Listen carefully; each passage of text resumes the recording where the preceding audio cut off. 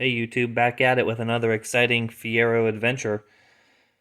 Quick update, I've maxed out my fuel system, and so now I have to upgrade. So I'll show you the pieces that I got here to do that.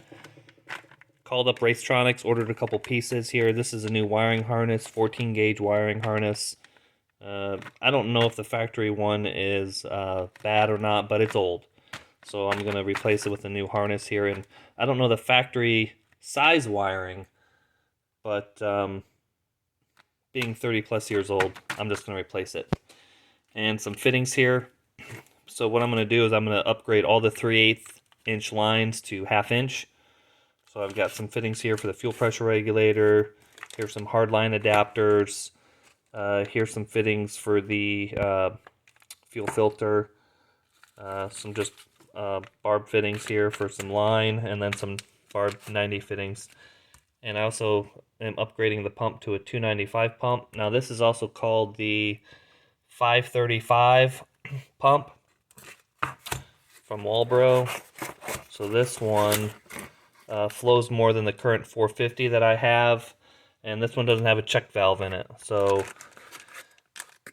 independent testing shows that it flows about 50 to 60 more liters per hour than the 450. So I'm kind of hoping that in between the wiring upgrade, hopefully get some more volts to the pump, a higher flowing pump itself, and then larger diameter lines for less pressure loss. All that combined hopefully will give me an additional bit of room, headroom for my fuel, so that I'm not running out.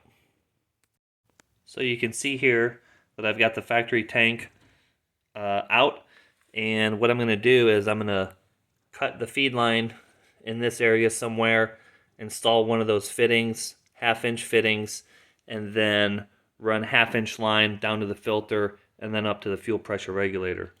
Here's the old factory wiring here. I'm not quite sure what gauge this is. I'll probably end up measuring it to know for sure, but it's all being replaced here. So let me show you what I got here. I've got, here's the factory feed line. This is a 3/8 hard line, and I have a 3/8 to 8AN hardline adapter. And then here on the hat, I pulled out the factory harness, which is this piece right here. And this piece is actually keyed. You can see the two keyways here. And on the underside of this, you can see there's the accompanying notches.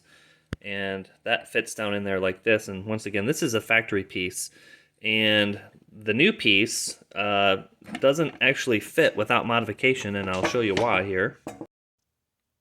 So here is the factory piece, and then the Racetronics piece here. You can see that the Racetronics piece is actually wider, and I had to shave this down. I had to modify this. I had to shave it down a bit, and I don't know how well you're going to be able to see this, but what I had to do is essentially I had to flatten this edge on this side. You can kind of see the difference there.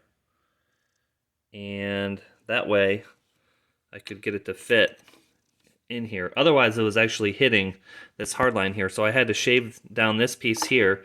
And then you can see this little kind of bracket right here. I actually had to cut this side off here and shave that down on this side, and then shave the fitting, and now this Racetronics piece will actually fit down in there in the stock location.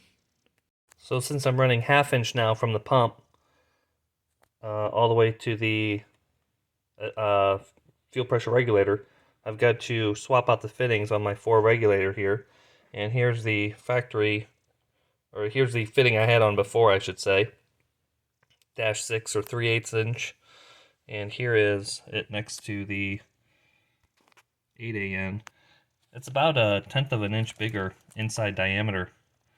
So should be a decent amount more flow. Much bigger fitting. I don't know how well that's going to actually show up on camera, but it is considerably bigger.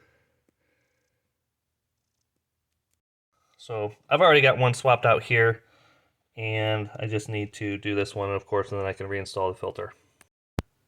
Alright guys, and here she is all completed.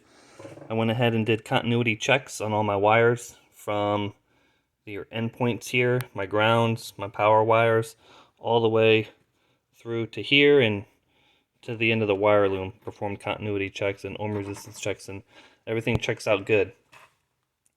So one thing I wanted to point out here is that here's my feed tube that the pump hooks up to, and it was pointed out to me that there is this piece here. I actually ended up cutting this piece off.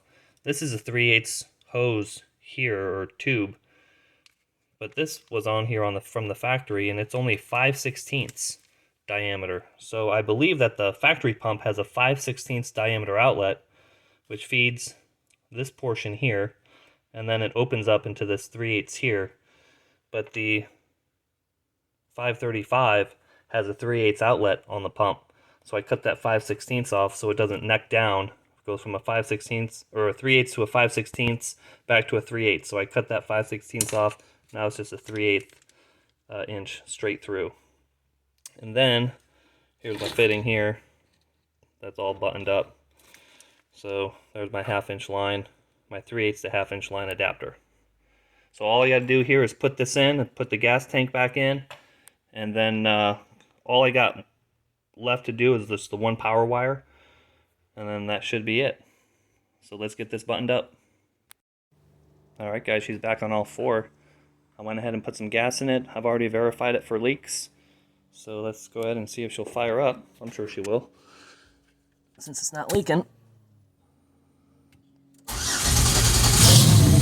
Hey, there it is. She's back running.